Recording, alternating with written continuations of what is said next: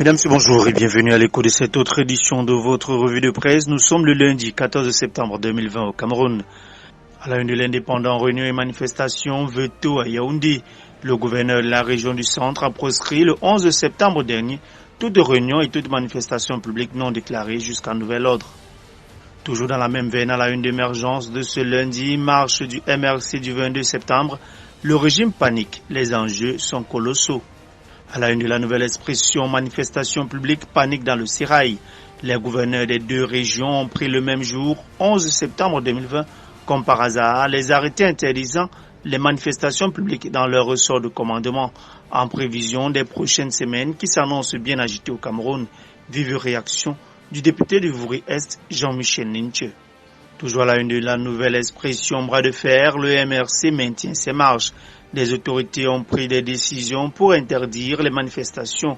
Cette mesure ne meut pas le parti qui annonce des protestations. Mutation à la une de ce lundi, centre et littoral, verrou sur les manifestations publiques. À la une des défis actuels, manœuvre, sanctions au RDPC, le grand cafouillage. Déjà accusé de régler des comptes au nom d'une caste de fonctionnaires soupçonnés d'avoir pris le parti en otage, la commission Moussongué a également fauté en sanctionnant des personnes n'appartenant pas au RDPC.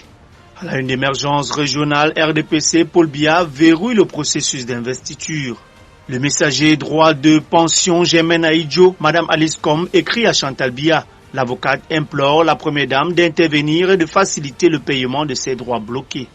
À la une d'intégration de ce lundi 14 septembre 2020, crise anglophone au Cameroun, la bataille de Bamenda, le cru et le cuit américain. L'armée camerounaise et les séparatistes fourbissent leurs armes pour le contrôle de la capitale du Nord-Ouest, les populations prises entre deux feux. Au même moment, la 176e session du Congrès des États-Unis pilonne indifféremment Yaoundé, Paris et les milices armées. ART à la une de Le Messager, le calme après la tempête. Passer les manœuvres souterraines prétendent des velléités de tension entre le DG et le PCA, l'agence de régulation des télécommunications, à l'épreuve des chantiers de la bonne gouvernance.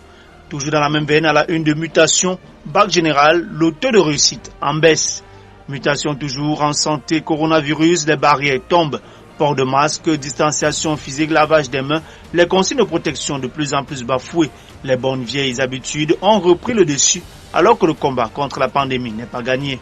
Dans le septentrion du Sahel, l'insécurité Boko Haram fait 12 morts dans l'extrême nord.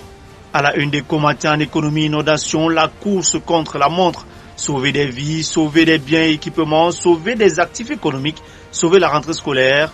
Tout revêt un caractère d'extrême urgence pour les collectivités territoriales décentralisées, les établissements scolaires et les ménages. Comment chacun de ces acteurs s'organise-t-il dans cette épreuve où chaque minute compte et peut être décisive?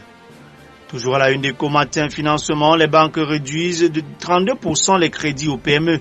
Ces petites et moyennes entreprises qui emploient plus de 7 travailleurs sur 10 au Cameroun doivent aussi faire face à une augmentation de 62 points de taux débiteur qui leur sont appliqués et sont dès lors réduits à recourir à des modes de financement informels comme les tontines ou l'usure. À la une de l'avenir, promotion du Made in Cameroun, Barga Tangana lance la campagne cacaoyère 2020-2021.